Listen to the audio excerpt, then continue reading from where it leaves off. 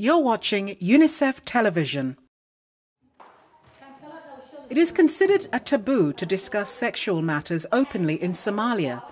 But in this class, girls and boys are debating whether menstruation, early marriage or housework is the more common reason why girls drop out of school.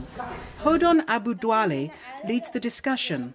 All boys vote that menstruation is the highest cause of school dropout. I have seen several girls leave school because of menstruation. It is very rare that girls leave school because they want to work at home. The girls think differently. They all vote for early marriage as the factor that would make them leave school. Some girls still leave school at an early age to get married, but the problem of menstruation is solved now because there are sanitary kits that can be used.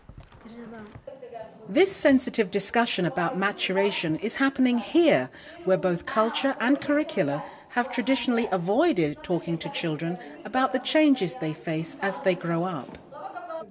To help adolescent girls remain in school and not miss class during menstruation, UNICEF is supporting the Management of Maturation project, implemented by the Galkayo Education Center for Peace and Development, or GECPD. It is funded by UK aid from the Department of International Development. We went to the schools and then we saw the situation where the girls didn't have anything using. They didn't have extra curriculum or integrated program for the menstruation, how they care themselves, how they care their body, how they, when it comes, what they do. The boys, nothing. At the GECPD primary school in Galkayo, northeast Somalia, girls and boys learn about the physiological changes in puberty and how to deal with them. As sanitary pads are not easily accessible to girls, GECPD started a sewing workshop where girls are learning how to make sanitary kits, pads and underpants essential for female students.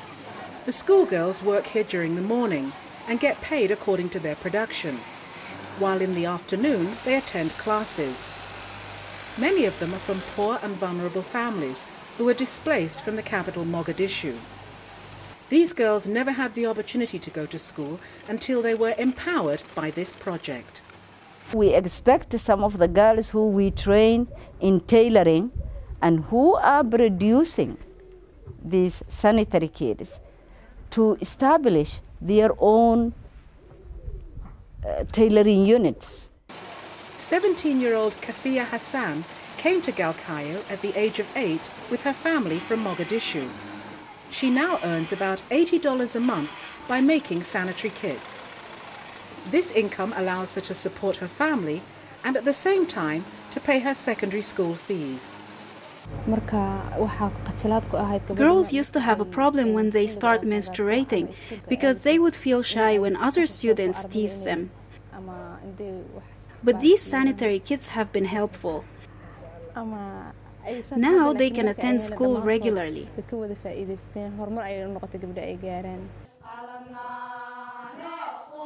Dropout rates from Somalia's schools soar when young girls get their periods.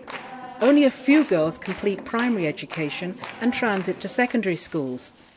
The sanitary kits manufactured by Kafia and her colleagues are distributed to female students twice a year. Along with the kit, they receive soap and washing powder. The Management of Maturation project has gained mileage in keeping girls in school, although chipping away cultural barriers has been a challenge. Prominent religious leaders and community members are playing a key role in transforming the views of Somali communities on girls' education. There used to be a challenge from the side of religion, where some religious leaders used to oppose girls going to school and to work, but that has been overcome after it has been understood that every human being's life depends on education. The project benefits more than 12,000 girls in the towns of Bertinle and Galkayo in northeast Somalia. It has helped girls like Kafia to receive education for the first time, while helping others to remain in school and succeed in their studies. This is Denise Shepherd-Johnson reporting for UNICEF Television. Unite for Children.